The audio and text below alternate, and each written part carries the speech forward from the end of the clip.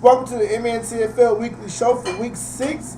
And right off the bat, we're going to head to San Francisco with Coach Shane and the San Francisco 49ers, who previously led Coach Duper and the St. Louis Rams to distress, leaving that organization not sure if they would have a head coach for the next week. Coach Duper sent in a claim that said quarterback Sam Bradford has just not been progressing. He picked him with potential, and this guy has not shown none at all, and he's throwing too many interceptions, and he doesn't know how to solve the problem. So right now I'm going to give out a shout out to Coach Duper. Hey, Duper, we would like you to stay, but if you do choose to leave, I'm pretty sure the Rams organization will find somebody who can take over that organization and be proud of what they have and try to work things out down there. Next let's go down to New Orleans with the Saints and Coach Fabio, who's on fire right now with 4-0.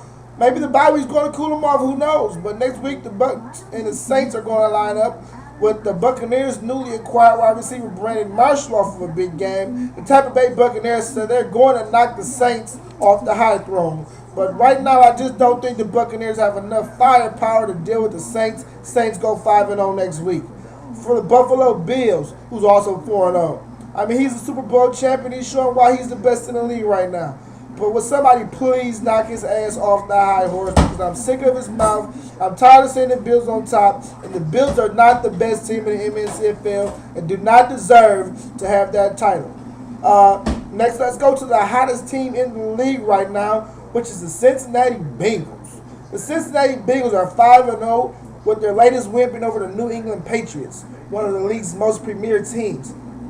The Bengals are just on fire. The new coach, the new game plan, everything they have right now is the reason why the Bills are the hottest team in MNCFL, and you can't argue that they possibly may be the best the way they're playing football right now. Let's go to my emails that I've been receiving lately, and this is from a lot of disgruntled fans from these cities. And most of what I'm getting from these emails is the teams and the fans and the people who just watch these teams are just yelling for help. So we're going to go to the help please section. Again, that's the help please. Please respond to these teams' emails. Respond to your emails, coaches. These fans are upset and they're not happy with what you're performing to right now.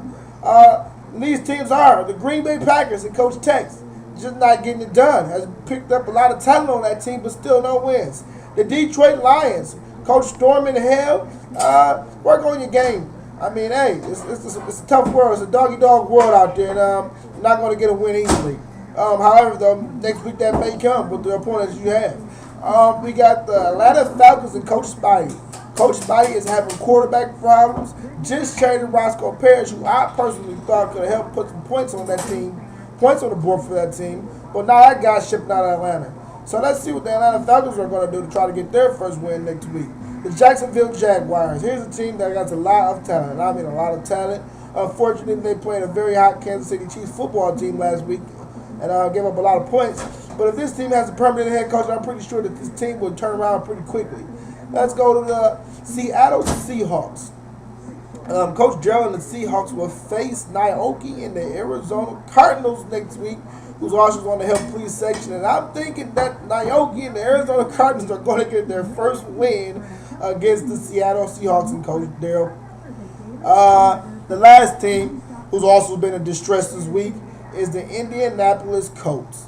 The Colts were one of the teams riding the high horse last year, guaranteeing Super Bowl victories. And ever since the Bills gave them a unfashioned, I don't know what to call it, honestly, but ever since the Bills put it on them last year in the playoffs, this team has been down in the dumps, and quarterback David Garrard has still not found his rhythm.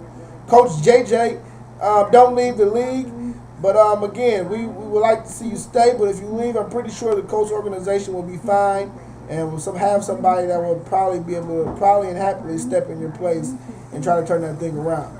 But hey, guys, I'm going to say right here before I continue with the show, the settings will no longer change.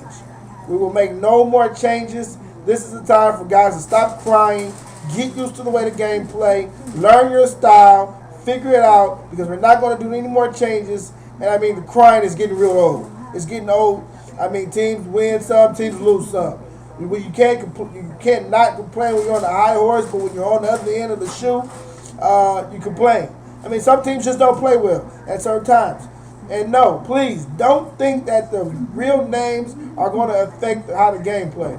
Like the Peyton Mannings and all the other big names that's in the game. Peyton Manning is not going to perform like Peyton Manning. This is a video game, and Peyton Manning has progressed to a certain way in this video game to where he's going to play. So please don't get caught up in trading for names and overalls. Overalls doesn't always mean anything. Just look at real life. A guy like Percy Harvin for the Vikings. What do you think his overall was on the video game when he started? I mean, but look at the contributions that Percy made for the Vikings this year in real life. I mean, it's not always going to be the high overall guy that plays well. So keep that in mind also. Now back to the show. Let's go for the upset of the week, and that has to be the Coach T-Rex and the Pittsburgh Steelers. Congratulations on knocking the Titans off and letting him know that he is not one of the AFC's best right now. And with rookie quarterback Warren Moon, I'm going to have to say that the Oakland Raiders are going to give him his second loss 2 games in a row. With that being said, let's head off into the Week 6 games coming up, which I just first said is going to be the Oakland Raiders versus the Tennessee Titans. Disgruntled running back Derek McFadden had got benched last week because of his coach's actions and seeing a backup put up more yards than he put up all season. So look for Derek McFadden to go big against the Tennessee Titans as the Oakland Raiders beat the Titans by 14 next week. Then we have the Cowboys and the Giants. The Giants is pissed off that they lost this week to the Vikings. The Cowboys barely snuck one over the Seahawks. I'm going to have to say the Giants win by 12. Next, we have the Steelers and the Browns. The Steelers need to accept themselves away from the other teams in their conference, and they're going to go up, win by 7 against the Browns this week. Next, we have the Jets versus the Bills. I don't think the Jets are the team to do it, to knock the Bills off the horse, but the Bills beat the Jets by 28.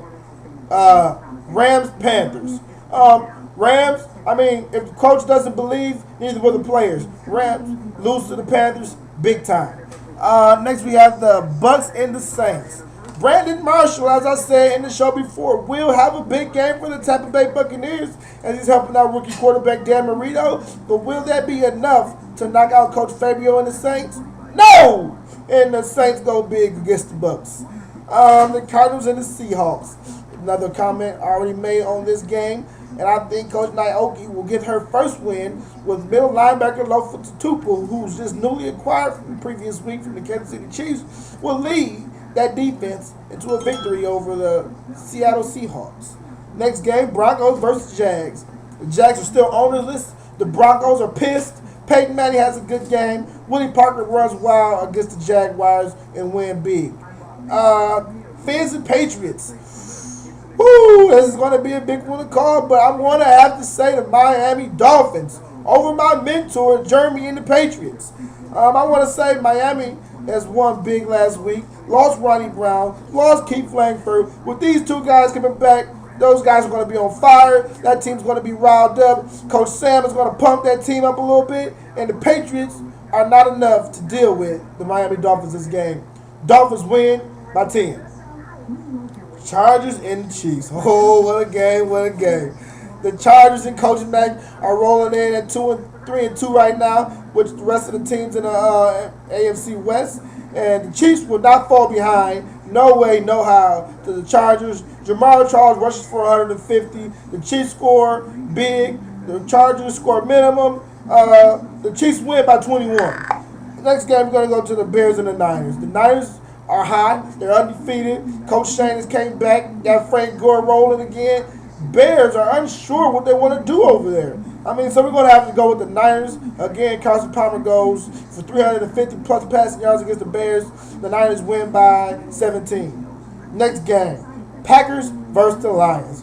What a game, what a game, what a game. Packers have not won a game. The Lions have not won a game. Will the Packers? No. The Lions beat the Packers by 7 points. Coach Storming Hell gets her first win and maybe possibly leading to many more. Next, we have the Colts and the Ravens. Coach Big Black, who newly came back, who has recently came back to take over the Ravens, are trying to get that team rolling, and why not get it rolling against the Indianapolis Colts, who has not been hot this year, having quarterback problems with David Garrard. Coach not staying